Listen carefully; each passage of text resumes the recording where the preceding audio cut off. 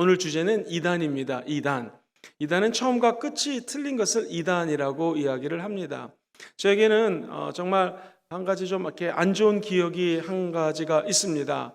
1999년도였는데요. 그때 저는 교회 성장연구소라고 하는 연구소에서 연구원으로 일을 했습니다. 연구소에 있는 연구원들과 함께 점심을 먹고 연구소에 들어가서 일을 하려고 하는데, 이 당시 계단에서 남자가요 여자를 때리는데 너무 심하게 때리는 거예요. 그래서 저하고 몇 사람이 와서 뜯어 말렸습니다. 이 얘기를 가만히 들어봤더니 이 남편이 아내가 이단에 빠졌는데 이단에서 얼마나 힘들게 하는지 남편 몰래 얘기를 들어봤더니, 그 당시 엄청나게 큰 금액을 남편 이름으로 저당을 잡고 빚을 빌려다가 사채를 끌어다가 이단에다가 헌금을 한 거예요. 애는 어리고 남편이 너무너무 힘들어서 살 수 없다고 달래고 해서 데리고 온 것이 이단 연구소였어요. 저희 연구소 옆에 이단 연구소가 있었는데, 거기서 상담을 하고 나오는데 그래도 끝까지 구세주가 예수님이 아니라 자기가 신봉하는 이단의 교주라고 하는 얘기를 들으니까 남편이 나오다가 참지 못해가지고 자기 아내를 그렇게 구타하는 것이었습니다. 저는 그걸 뜯어 말리면서 와, 이단이라는 것이 이렇게 무섭구나. 한 가정을 완전히 송두리째 평안과 축복과 그 기쁨을 앗아가는 것을 간접적으로 체험한 적이 있었습니다. 사랑하는 성도님들, 이단은요 처음에는 비슷하게 시작합니다. 그러나 끝이 완전히 틀립니다. 비슷한 교리를 가지고 우리에게 다가올 때에 저 여러분들은 단호히 선포해야 됩니다. 오직 예수를 아는 지식에만 자라나게 되기를 주의 이름으로 축원드립니다. 오늘 몇 가지 이단에 대해서 중요한 포인트들을 찝어드리면서 같이 강의를 좀 하도록 하겠습니다. 이단은 무엇인가? 성경을요 자기 마음대로 바꿔버립니다. 그래서 자기 나름대로 해석을 해버려요. 베드로후서 3장 16절은 이렇게 얘기합니다. 또 그의 모든 편지에도 이런 일에 관하여 말하였으되 그 중에 알기 어려운 것이 덜어 있으니 무식한 자들과 굳세지 못한 자들이 다른 성경과 같이 그것도 억지로 성경을 풀다가 결국 어떻게 됩니까? 스스로 멸망하게 된다는 것입니다. 이단은 자기의 말을 하나님의 말씀으로 위장합니다. 그래서 자기 자신이 마치 하나님의 세운 교회보다 더 위대한 말씀을 전한다고 착각하게 만드는 것이죠. 또한 이 이단은요 다른 복음을 전하게 합니다. 갈라디아서 1장 7절도요 이 다른 복음은 없나니 다만 어떤 사람들이 너희를 교란하러 스스로 그리스도의 복음을 변하게 하려 함이라 말씀하고 있습니다. 오직 예수 그리스도만 복음의 주인이 되십니다. 그리고 절대적으로 온전한 진리인 기독교 성경 신구약의 66권을 자기 맘대로 가감합니다. 그래가지고는 말도 안 되는 말도 거기다가 끼워 넣는 것, 이단의 특징입니다. 그리고 무엇보다도 이단은요 삼위일체 하나님을 부인합니다. 오늘부터 공부할 이 내용들의 대부분들이 이 5가지를 거의 다 포함하고 있다고 보시면 됩니다. 먼저 항상 그렇듯이 이단의 정의 몇 가지를 알려드립니다. 첫 번째, 헬라어로는요 하이레시스라는 단어를 쓰는데 원래 이 말은 분파, 당파, 종파라는 뜻입니다. 사도행전 5장 17절을 보니 대제사장과 그와 함께 있는 사람 즉 사두개인 당파가 다 마음에 시기가 가득하여 일어났다. 여기 썼던 이 당파가 원래 이단이라고 하는 하이레시스에서 나온 것입니다. 즉 이단이 교회에 틈타면 당파가 생깁니다.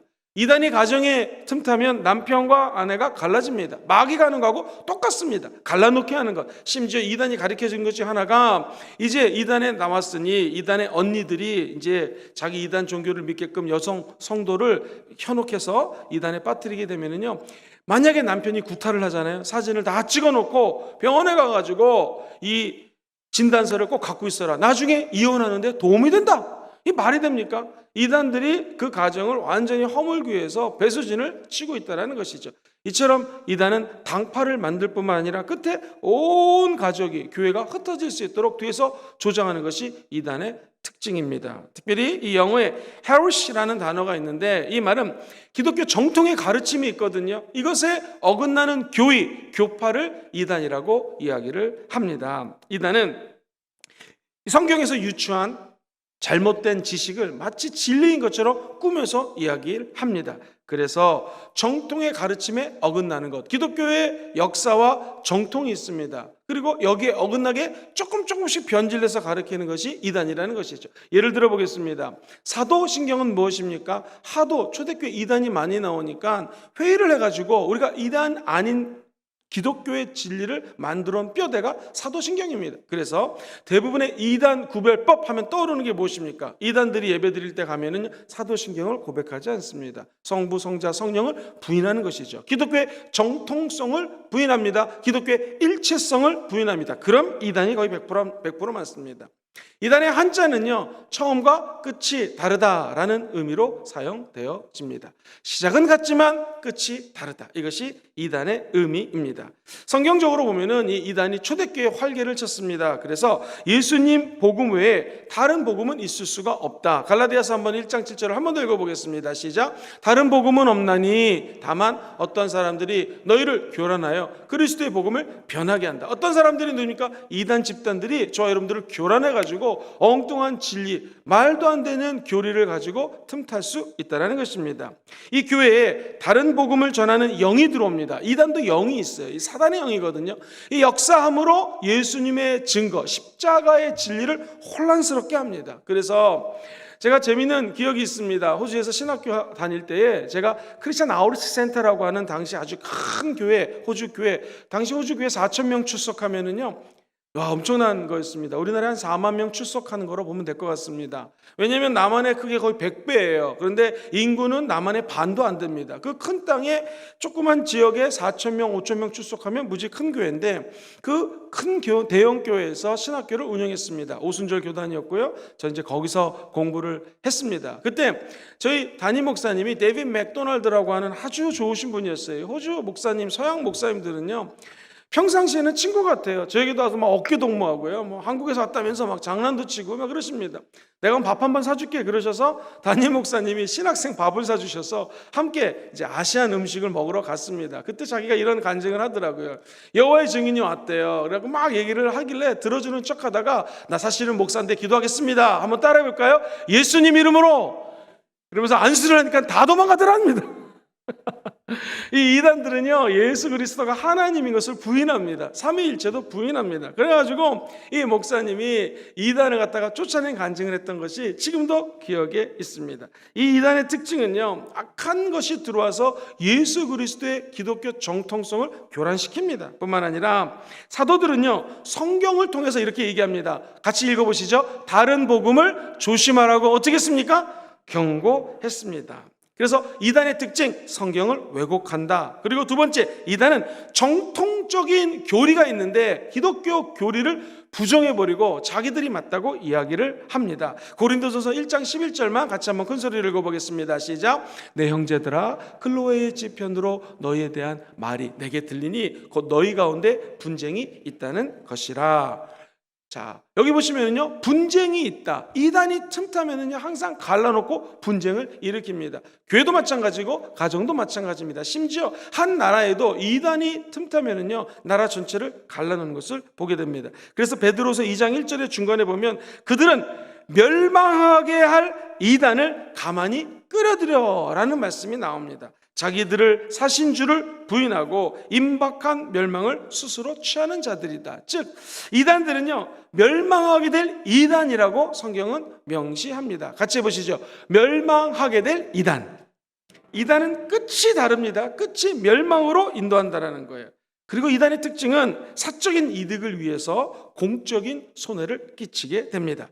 남에게 막대한 손해를 입히면서도 자기들을 위해서는요, 한없는 유익을 추구합니다. 박대선이라고 하는 이단 기억하시죠? 엄청난 자기 유익을 취했습니다. 문란한 생활을 했습니다. 그리고 전도관이라고 얘기를 하면서 우리가 아는 것처럼 물건들을 만들어가지고 팔기 시작합니다. 사람들이 많이 샀죠. 그 물건을 만들었던 신도들은 완전히 가난에 찌들게 살고요, 박대선 배만 부르게 했다라는 것입니다. 사랑하는 성도님들, 이단에 평생 안 빠지시게 되기를 주의 이름으로 축원드립니다. 이 신학 초대 교부들, 초대교회의 신학자들이라고 표현할 수 있습니다. 이분들이 이단에 대해서 몇 가지 정의를 한 것이 있습니다. 먼저 이그나티우스라고 하는 학자는 이렇게 얘기합니다. 처음 이단이라고 하는 말을 사용한 신학자인데요, 이단은 교회의 단일성을 파괴한다. 시작. 이단은 교회의 단일성을 파괴한다. 기독교와는 거리가 멀다. 우리가 하나 되는 교회, 하나님의 은혜가 넘치는 통일성이 있는 교회를 부인해버리고 결국에는 기독교의 정통교리와 거리가 멀다라고 합니다. 터툴리아누스라고 하는 신학자가 있었어요. 이 교부는 이렇게 얘기를 했습니다. 그리스도의 이름을 그릇되게 부른다. 그리고 정통적인 성경의 올바른 가르침을 가르치는 교리를 갖고 있다라고 얘기를 합니다. 세 번째로 아나나시우스라고 하는 사람은 이렇게 이야기를 합니다. 기독교의 근본적인 교리에서 어긋난다. 저를 한번 따라해볼까요? 악마적인 이론이다. 시작. 악마적인 이론. 오죽하면 초대교회 교부들이 악마적인 이론이다 라고 표현을 했겠습니까? 자, 궁금합니다. 그러면 이단이 발생 원인은 뭐예요? 왜 이단이 생길까요? 100%첫 번째 이유입니다. 이것은 바로 잘못된 성경 해석입니다. 성경을 자기 마음대로 얘기합니다. 그리고 성경에 예언된 말씀을 과도하게 해석해버립니다. 그럼 항상 이단으로 빠지는 지름길이 열립니다. 다시 말해서 하나님 중심으로 성경을 봐야 됩니다. 이것을 신본주의적 관점, 시작, 신본주의적 관점. 하나님 중심으로 말씀을 해석해야 되는데 자기 자신과 자기가 믿는 이단 단체의 눈을 가지고 성경을 해석하면 인본주의적 관점이 됩니다. 인간의 해석 방법으로 성경을 해석하면 이단이 된다는 것입니다. 이것이 심각해지면 자의적으로 해석을 해봅니다. 자기 구미에 맞게끔 해석하게 됩니다. 그러면 100% 이단으로 갈 수 있습니다. 저 여러분들은 성령의 은혜를 따라 성경 말씀을 읽고 암송하고 묵상하고 그대로 말씀대로 행하시게 되기를 주의 이름으로 축원드립니다. 두 번째는요, 이단의 특징 중에 하나가 시한부 종말을 가지고 이야기를 합니다. 사람들에게 시한부 종말론을 주입시킵니다. 주님이 곧 옵니다. 심지어 시한부라는 건 뭐예요? 언제 옵니다 라고 얘기합니다. 예를 들면 지금이 2021년이라 가정하면 여러분 예수님이 2023년도에 오십니다. 얼마나 긴장이 됩니까? 2년 뒤에 온다고 하면. 그러니까 어떻게 돼요? 모여야 됩니다. 예배드려야 됩니다. 헌금하십시오. 집안에 있는 거 다 파십시오. 이런 식의 이런 식의 이단의 스토리가 있어요. 전개되는 양식이 있어요. 100% 시한부 종말을 얘기하면 이단입니다. 우리 예수님 말씀하셨죠. 우리 예수님이 언제 오실까요? 종말이 언제일까요? 아버지만 안다고 그랬습니다. 천사도 모르고 예수님도 모르고 하나님 주관하에서 종말이 진행된다는 것입니다. 여러분 어떤 누구도 주님이 언제 온다 시한부 종말론을 얘기하면 절대로 빠져서는 안 됩니다. 자, 설문조사를 이제 한다고 얘기를 해가지고 어떤 젊은 여인이 무슨 설문조사입니까? 똑똑똑 문을 두들기면서 잠깐이면 된다고 해서 들어왔더니 이 크리스마스의 주인이 예수님이십니까? 이런 거라고 하더랍니다. 그래서 열심히 이제 적었습니다.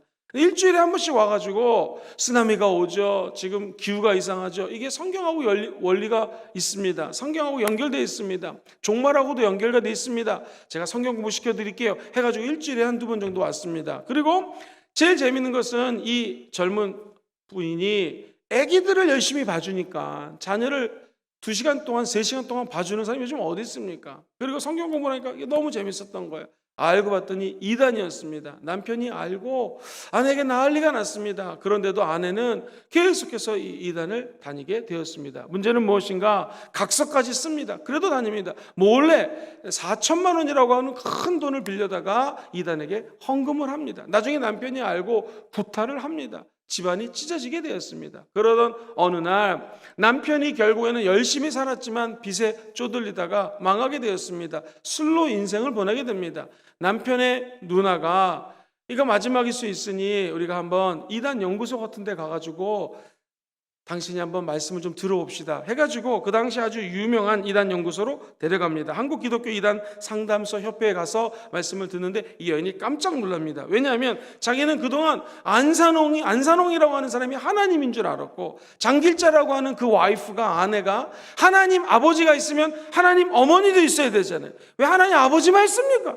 그리고 어머니가 장길사라고 하는 여자라는 거예요. 그 사람을 믿어야지 구원받는다고 알았는데 그게 아니라 예수님이 구세주란 얘기를 듣고 이 여인이 거기서 영적으로 완전히 변화가 됩니다. 그리고 지난 8년 동안 시간, 젊음, 물질, 모든 스트레스, 남편과 싸웠던 거 엄청나게 후회했다는 것이죠. 이단은 친절하게 조금씩 땡겨가지고 나중에 가정을, 교회를 멸망으로 인도합니다. 평생 이단과는 저와 여러분들이 담을 쌓게 되시기를 주의 이름으로 다시 축원드립니다. 목사님, 그러면 이단을 분별할 수 있는 방법이 있습니다. 몇 가지가 있습니다. 이단의 특징은요, 표리, 부동. 무슨 뜻입니까? 겉과 속이 틀려요. 이단 분별하려면은 표리, 부동 그 정체가 특징이라는 것입니다. 교묘하게 위장합니다. 교회 이단 아닌 것처럼 침투합니다. 오죽하면 종교개혁을 일으켰던 존 칼빈이 얘기합니다. 이들은 마스크를 쓰고 있다. 요즘 코로나 때문에 다 마스크 쓰고 있지 않습니까? 이단은요, 마스크 쓰고 교묘하게 자기의 얼굴을 가립니다. 어떤 목사님께서 이런 말씀을 하시더라고요. 요즘에 식당에 가면은요, 식당 갔다가 딱 나오는데 갑자기 등치 큰 청년들이 오면요, 이 목사님 아들이 등치가 큰가 봐요. 어이구, 우리 아들 나타났나? 헷갈린대요. 왜 그럴까요? 다 마스크를 쓰고 다니니까 체형만 비슷하면 자기 아들처럼 느껴진다는 것이죠. 사랑하는 성도님들, 마스크를 쓰면 헷갈립니다. 그것처럼 존 칼빈이 얼굴에